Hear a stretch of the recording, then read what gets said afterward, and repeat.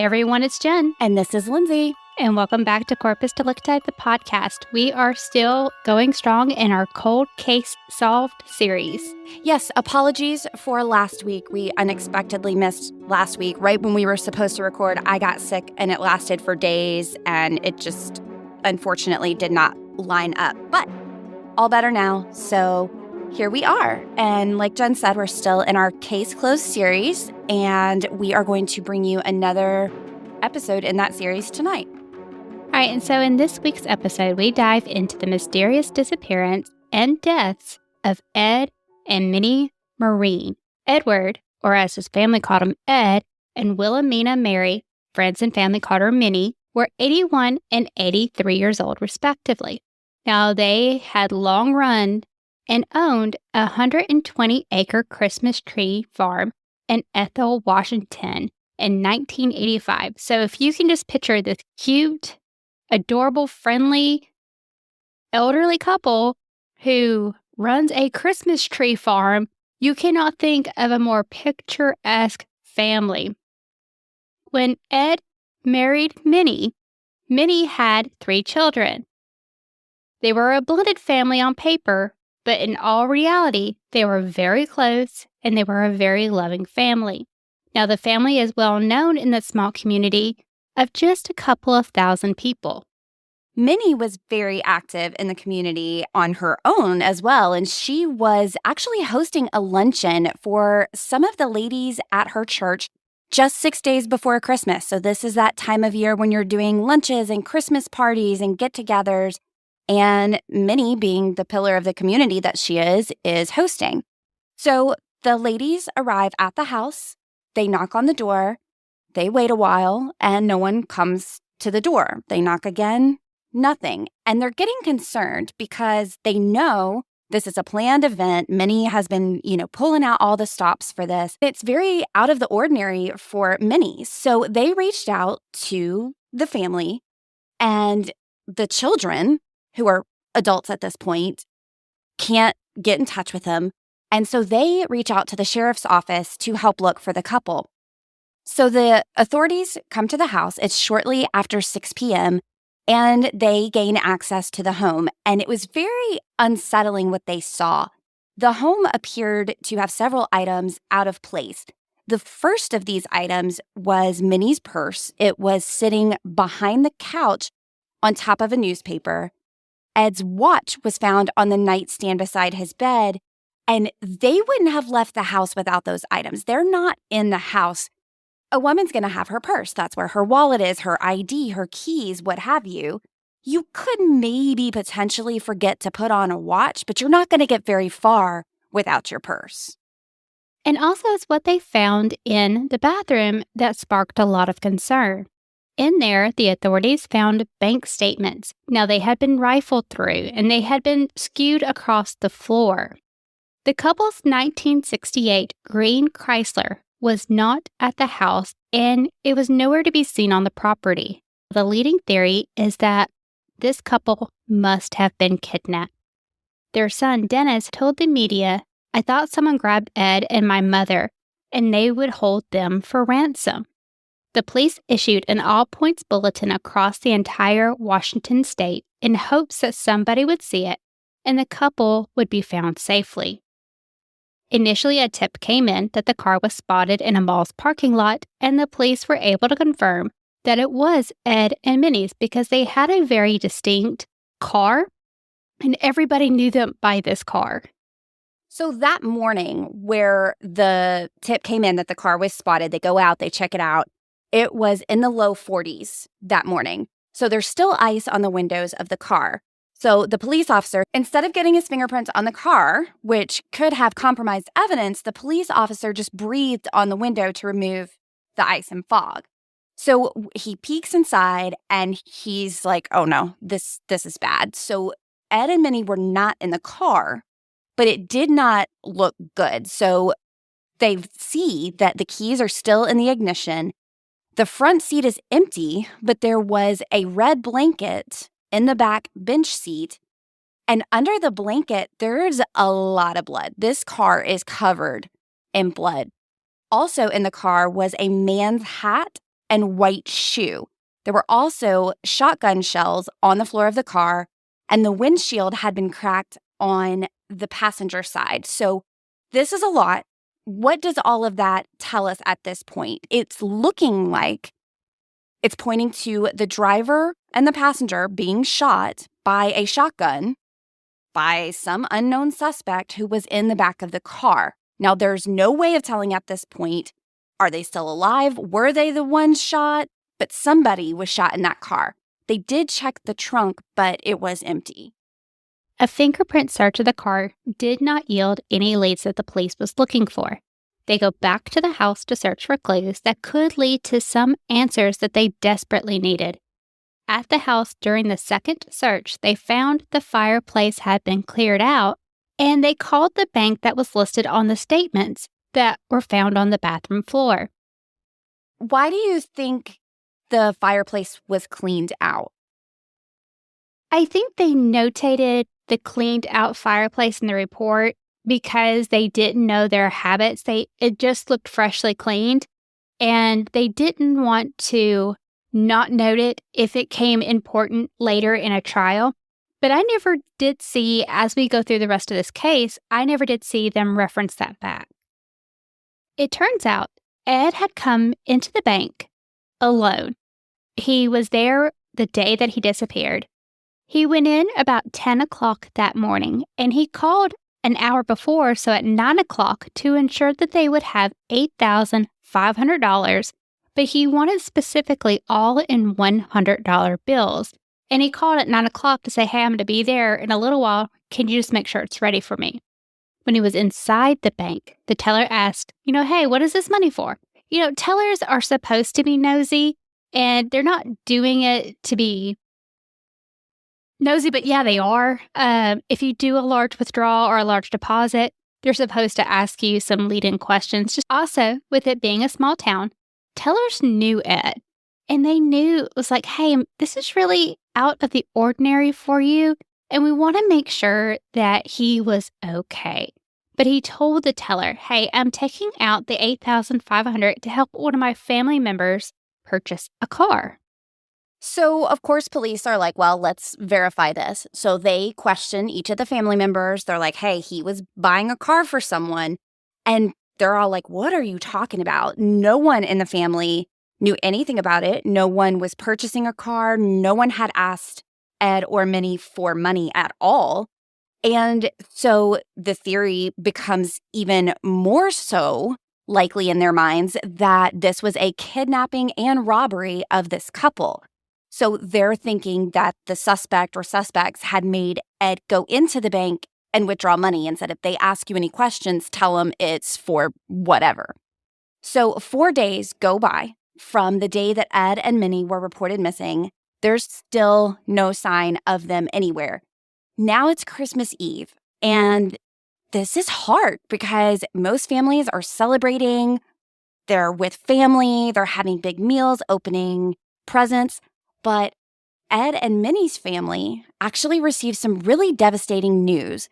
There was a man driving down a road in a wooded area of the rural town of Adna, and he thinks that he sees a mannequin in the ditch. And here in the true crime world, we know that very rarely is it actually a mannequin. So as he gets closer, he sees that it's actually an elderly woman's body in the ditch who was clearly deceased from her injuries. The man who found the body immediately notified the authorities, who sent a team to search the area.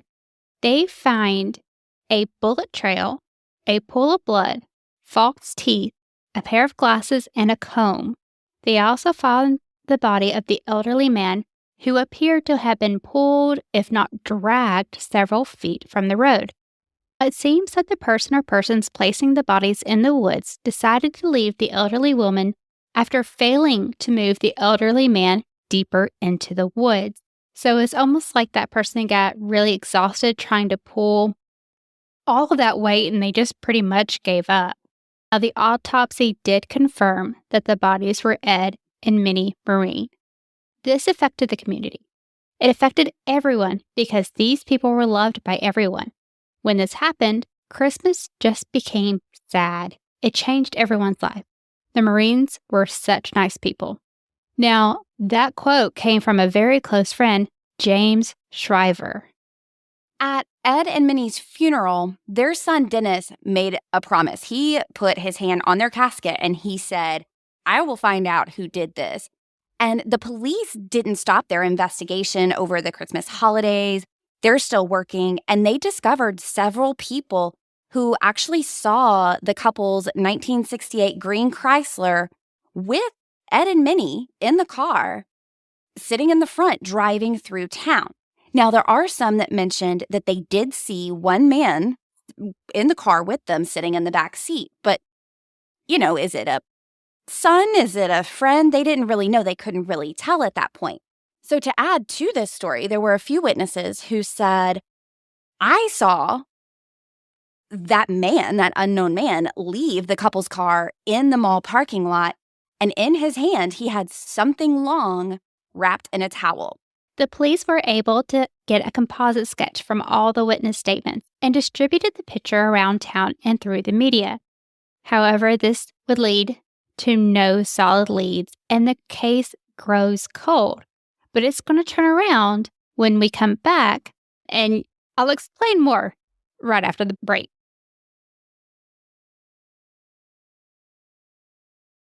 Welcome back from the break, and we're about to explain how it is in a lot of these cases. We always say, guys, if you're going to commit a crime, which you don't, but if you do, you better be nice to every ex-boyfriend, ex-girlfriend from the time you committed that crime going forward. Because once jaded, they will turn on you in a heartbeat. And that is exactly what happens in this story. It was years later, it was 1992, that Robin Riff, who was the ex-wife of Rick Riff, would give the authorities a tip that will connect Rick and his brother to the murders of Ed and Minnie Maurin. So Rick and his brother, John Gregory, were not strangers to the legal system. Rick and John moved to Alaska just 2 years after the murders in 1987. Now, they had a reputation that preceded them. And James Shriver, if you remember that name, that was the family friend who talked about how precious this family was to the community. He said, if anyone says they were not afraid of the Riff brothers, they're lying, because they were bad people. They were drug dealers. They were enforcers. They threatened people. They were not nice. So Robin, the estranged wife, told detectives that she had driven and dropped off Rick and John approximately 1 mile away from the Maurins' home the same night of the murder, and she did not hear from them again until the next morning when the brothers called her to come pick them up. So she does. She gets in her car, and when she arrived, it's this wooded area near the road, and she sees one of the bodies. Now, Rick instructed his brother to go with Robin and leave. You would hope at this point in the story the police would just fly in and arrest these brothers in Alaska, right? Well, it's a little bit more complicated than that. The prosecutor was hesitant to charge the brothers with the double murder, since Robin is the only one who is telling the story, and she was serving time herself. This jailhouse confession happened when Robin was serving time for drugs. They were hesitant because this could be revenge against an ex-husband. Robin would never see her former husband arrested. She died in 1995. This is a quote from the detective that was leading the case. Robin Rife, our only witness that puts John Gregory and Ricky out where the bodies were found. Without her, what do we've got? 0 plus 0 always equals 0. So he is not very hopeful. He wants to solve this case, but the prosecution won't take it on. It's one of those things where you get one shot at this. And if you're going to prosecute it, you have to have enough to do so, or else you can't charge or try someone for the same crime twice. So you got to get it right the first time. So I get why they're hesitant. They want to have something more substantial. In 2002, Minnie's son Dennis would try to breathe life back into the investigation And he did so by offering a $10,000 reward for any information leading to the arrest for the murders. So in 2009, the case is picked up by Detective Bruce Kimsey. So Detective Kimsey says, I'm going to look at this case with a fresh set of eyes, and he takes some photos that they were able to collect of possible suspects, as well as those of the two brothers. So basically getting together, like the photo lineup that you hear about. So with enlarging the photo and then going back and adding color to the pictures, because some time has passed now, quite a bit actually, Detective Kimsey showed these photos to the old witnesses. So he goes back and says, hey, look at this now. Does this trigger anything in your memory? So these old witnesses that came back actually were able to identify the brothers. They're like, yes, actually, seeing it cleared up this way, that's them. And this was enough for the police to go get them and press charges. So the arrest warrants are signed. Nothing is standing in their way, right? They can just go get them and seal the deal, except for one thing. John was dead. He passed away 1 week before. 1 week. And never had to answer for the murders of Ed and Minnie. So Detective Kimsey, Dennis Halstead, which is Ed and Minnie's son, and a private investigator flew out to King Salmon, Alaska to arrest Rick Rife. Of course, when they get there, the detective says, we think that you were involved. People saw you dropping off this car. He denies everything. Well, this is a huge blow to the case. They're hoping they can get a confession because up until now, the only evidence that they do have against Rick are those witness statements, which, as we know, are circumstantial at best. Now think back to the first part of this podcast. We quoted James Shriver throughout the entire podcast. He is a very critical player in the charges against Rick. Rick and his brother were feared. They're not good people at all. So now that John is dead and Rick is behind bars, James comes forward with the information that he has been keeping a secret for half of a lifetime. He tells police that it was on his way to the dentist with his mother when he saw the Marines in their car. Mr. Maurin was driving. Rick was actually in the front seat, and John was in the back seat with Mrs. Maurin. The positioning of the people were just weird. He would go on to say that I knew the Marines, so when I went by, I waved, and nobody waved back. Now, James was threatened by the brothers. So Rick and John came to James, and they said, look, we will kill you and your family if you told anybody what you saw that day. Now, given the background of these guys and given their reputation, this is not an idle threat. They were serious. So James says, I feel sorry for the family for not coming forward earlier. I did everything I knew within my power, and I still feel like I betrayed the Maurins, and I don't know how to get over that. So with his information, the police were finally able to piece together what happened the day that Ed and Minnie were killed. And essentially it comes down to Rick and his brother had forced themselves into the home. This is when Ed had to go get his bank statements, consolidate some accounts. They're basically like, show us what money you have so that we can force you to go take it out and give it to us. So Rick and John force the couple into the car. They drive Ed to the bank. He takes the money out and they drive to a secluded road. Now, we don't really know for sure who pulled the trigger, but both Ed and Minnie were shot with a shotgun, execution style, in the car. Rick and John then try to dispose of the couple in the woods. John is picked up by Rick's wife at the time, Robin. She is the one who came forward later when she was in jail on drug charges and said, hey, I went and picked them up. Rick takes the car to a mall parking lot and runs away with his gun, which was the murder weapon. So on November 18th of 2013, Rick Rife was found guilty on 2 counts of first-degree murder, 2 counts of kidnapping and robbery, and 1 count of first-degree burglary. Rick did not speak during the trial, but he did maintain his innocence. The judge ordered Rick to pay more than $25,000 in restitution cost. Now, this money covers some of the trial expenses, the cost of him being extradited back from Alaska, and the money that is stolen from Ed and Minnie. So they're making him pay for his own extradition, which hats off to the court system. Absolutely. And just another little side note here.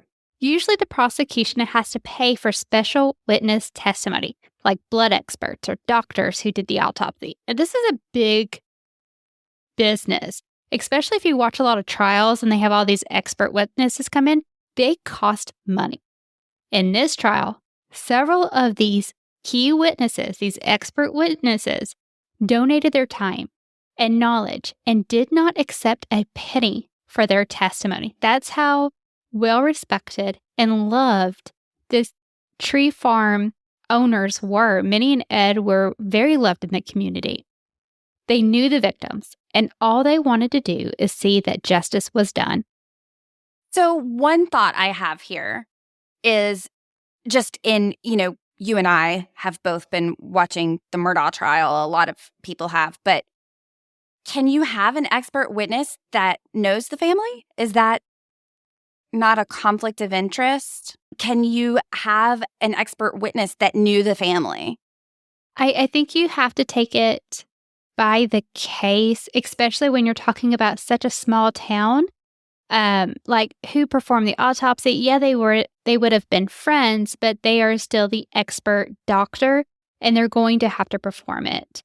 So I think it all depends on what the judge allows into his court. So Rick's lawyer said that his client makes no apologies, not because he's cold-hearted, but because he doesn't feel any remorse for something he didn't do. That's what his lawyer is saying his statement is. Well, the judge did not buy this and found him guilty and sentenced him to a life sentence of 103 years. So, of course, it goes through the appeals process. Rick lost all of his appeals. And in fact, to add more to it, Rick was also sentenced to 6 additional years because he was found guilty of sexually abusing a 10-year-old in the 1980s. I'm sorry, but 6 years is nothing for sexual abuse, for rape. That's BS to me. Especially when you're talking about a minor. Absolutely. And I realize he's already in for life, but still, you make a point with that kind of thing. That kind of No, I completely agree.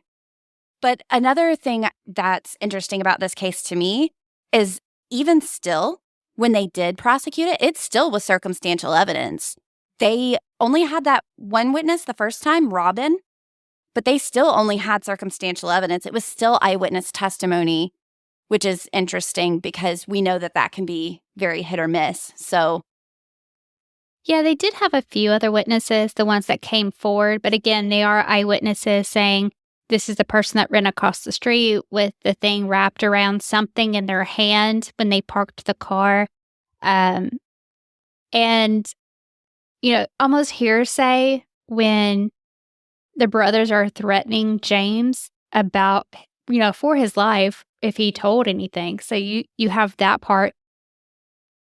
But with I don't know, this trial, if it was on a bigger public display, I think they would have had more of a battle. And I'm not saying he's innocent. I do not believe Rick and his brother are innocent. I think there's so many witnesses and they had that reputation and, hopefully they were able to trace back some of this money. I didn't read the trial transcript, so I'm not quite sure of all the details. And at that time, $8,500 was a lot of money in the 80s. It's a lot now, but it's even more back in the 80s. So it would be interesting to see where that went or if they were ever able to find it. It'd buy a 12-pack of eggs for sure. Well, we have some good news. We have some amazing news. We want to give a huge shout out to Ashley. She has joined our Patreon team. Woo! She is now delectable. Thank you, Ashley. Welcome. You probably already have your goodies by now since we unfortunately had to miss last week. I sent them out a while ago. So hopefully you have them by now. If any of you would like to join Patreon as well, it's patreon.com/Corpus Delicti. All the episodes get put up on there ad-free. They're early when we can, not always, but they are always ad-free. We do a monthly Patreon Live where we hang out on Zoom with you guys. $3 and up gets you on our Discord server where we hang out and chat. $10 and up gets you a quarterly gift, which actually will be coming in March. We're going to do it the third month of each quarter. And it's kind of a surprise. It's fluid on what it can be. Corpus Delicti merch, something true crime related. Don't know, just kind of leaving that one open. And if you're watching us on YouTube, right now you're going to see the QR code for Rocky. Don't forget that we are still seeking justice for Rocky. It's Rocky Myers. Scan that QR code, and it's going to take you to all of the episodes and some bonus material. And don't forget the letters for Rocky. We're still collecting them. If you feel you want to get in this fight with us, look at the letters, send us a template, or fill out your template and send it to us. And we're going to be giving those to his lawyer so she can present those to the governor of Alabama requesting clemency. Now, what this means, because of the Judith Neely law in the state of Alabama, once you are on death row, unless you are 100% exonerated, you can only get life in prison, and it is without parole. So no matter, because of how his case played out, the only hope that we can get for him is to come off death row and live as a general population inmate. So that we are just hoping to save Rocky's life. Speaking of Rocky, we got an email from Casey Keaton, his attorney, today, and there's a YouTube video that we've referenced before where she made a kind of like a documentary for part of his clemency package, and it was made years ago. But they actually did some work and updated it, and they are doing live broadcasting of it in Montgomery and Birmingham, Alabama on February 23rd, but they're also releasing it online at the same exact time. So we will get more details about the time and what that link is. She's going to send it to us, but it's on February 23rd, and we are actually going to live tweet during it as well. So you can follow us on Twitter. It's at Corpus Delicti PC, like podcast. Like, who am I telling? I'm telling them what, podcast. Do you know what that is? But you can follow us on They're Twitter. probably way more tech savvy than we are. They're like, we got it, Lindsay, thanks. But we'll be live tweeting throughout it. And it's really interesting because it's got people who knew him and key players from that time, and super, super highly suggest watching it to get additional information based on or beyond even what we covered. So Lindsay and I may be wrapping up this series soon. So if you are a Patreon, go ahead and start up with those suggestions for a new series name. Yep, we're always taking them. Also, more info to come on the live show, which will be May 6th. Tickets are not available yet. We have had a few people ask. They are not available yet. We will make them available on Patreon first. So Patreon supporters, be looking for that. I'm supposed to talk with them this week to get more details on that. So more to come. But no, you have not missed anything yet. All right. Well, until then, you know what they said to Felicia. Bye. Bye.